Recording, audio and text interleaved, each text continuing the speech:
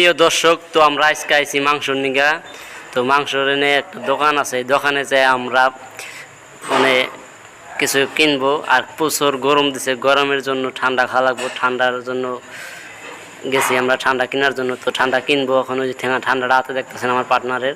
তো অলরেডি ঠান্ডাটা কিনা ফেলাইছে, তখন খুলবো। খোলার বাদে খাবো, আপনারা দেখবেন।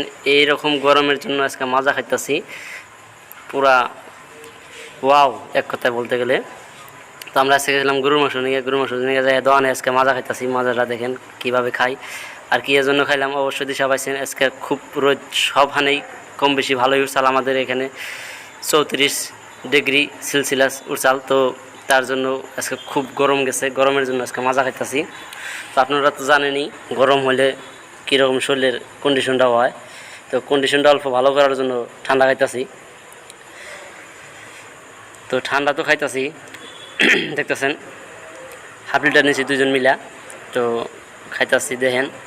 আর একটা কথা কি, এরকম গরমের মধ্যে যে মানুষ কাম করে, মানুষ বাঁচা বেলা কোনো কথা না। এত গরম, এতই আজকে হাওয়া বাতাসটা অক্সিজেন প্রস্তুত আসালি না মনে হয়। এরকম একটা অবস্থা হয়ে আসলে, কেরাসিন হয়ে আসলে অবস্থা। তাই বোতলটা খাই শেষ দিয়ে দিলাম। আর বেশি কথা বাড়াই না। Tata, bye bye, good night.